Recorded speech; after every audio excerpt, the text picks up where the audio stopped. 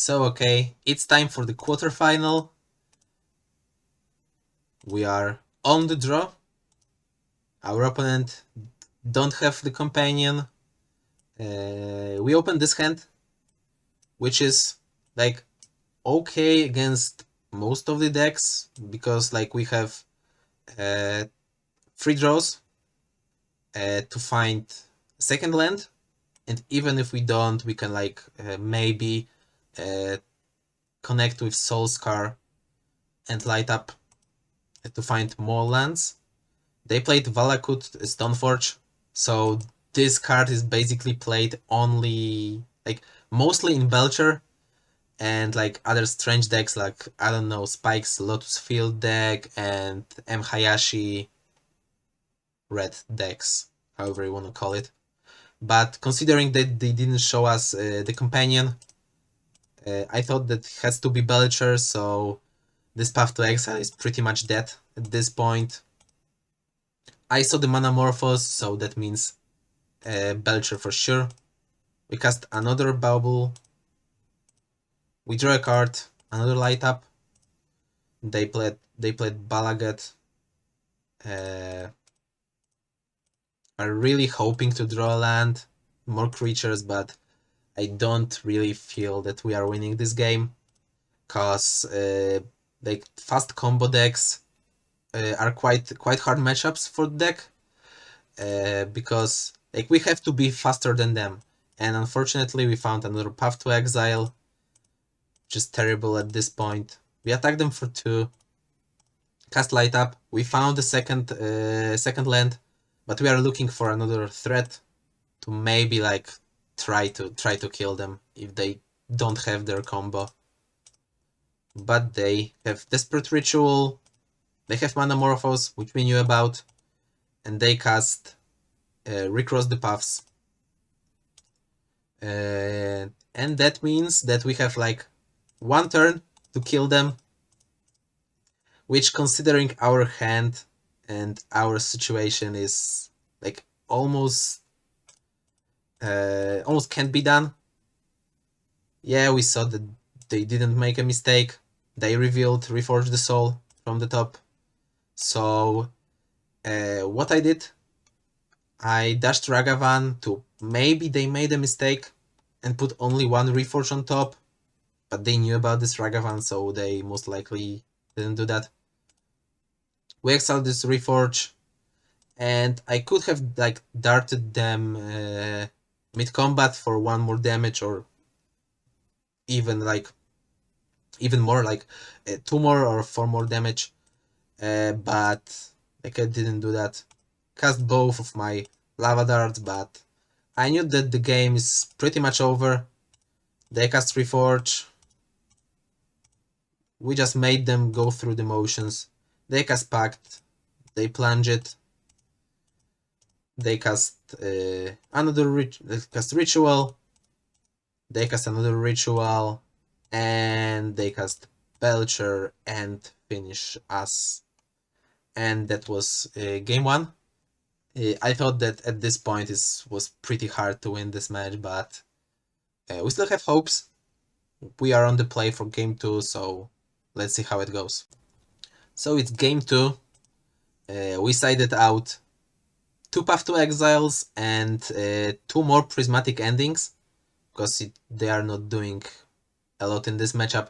And I put in Werthers, because they are like just better Prismatic Endings.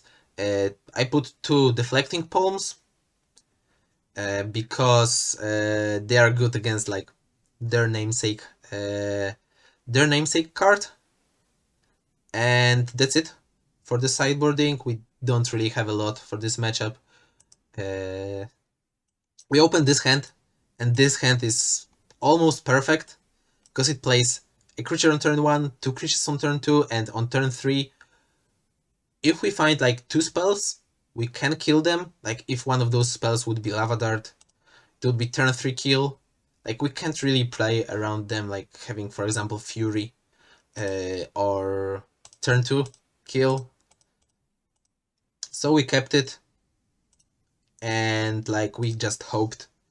We found Sacred Foundry, play Soulscar Mage, like I said, like want to have a chance to deal as much damage as possible. And for example, if we will find Mishra's Bubble, we could deal like 6 damage on turn 2. Notable, they mulligan to 5, so that's even better for us because it gives us better chances, like to have enough time. We cast both Monastery Swift Spear, attack them for 3, and just hope that they don't have Fury, which they don't. That's good. We found another land, which is not the greatest. As I said in deck tech, like you don't really want to point burn spells on the first main phase to play cheaper light up. But in this matchup, this bolt is like already a lava spike a lot of times, like always. So we bolt them and hope to find spells. We found a spell, but unfortunately the spell that we can't really cast this turn. So we played land, attack them for 9, they're at 5, so they know that we have lethal on board. And they played a third land and just conceded. So it was smooth sailing this game, like pretty easy, but in game 3 we'd need a little bit more. But yeah, let's hope for the best. So game 3, we are on the draw. We open this hand. This hand is pretty good. Like Lava Dart is great in this matchup because it's like 2 spells in one. We have Dragon's Rage Channeler. We have double Monastery Swift Spear. We see what we draw to plan our first turn. They kept 6 card handed, so bit better than last game. We see Mishra's Bubble, so this makes our hand even better. And we have a decision point, because like this matchup is pretty much a goldfish matchup. Like we can't do a lot of against their combo. They can't really do a lot against our.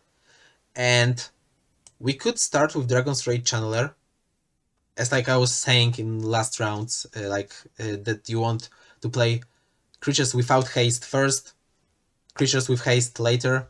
But at this point, like I'm not really looking for value, and if we would find another Monastery Swift Spear, would like to cast it on turn 2, so we really want to start with Monastery Swift Spear to deal as much damage, considering that we have this Mishra's Bubble at any point. And I thought that with those 2 Swift Spears, I want to cast it on turn 2 because I want it to deal as much damage as possible. Like, we know that we won't kill them on turn 2, that's for sure, but we can kill them on turn 3 with good top decks. So I casted Monastery Swift Spear, deal them 1 damage, and they did basically nothing. Like they play Strike It Rich, which is okay. They're preparing something. We might be dead next turn if they have like land, Ironcrag Feet. This gives them 7 mana, and with Belcher they just kill us. But we can't really play around it because like we could represent Deflecting Palm, but we don't have it, so not really something we want to do. We play Swift Spear, we play Dragon's Rage Channeler, and we play Mishra's Bubble to deal as much damage as possible this turn and prepare us for like this powerful turn 3.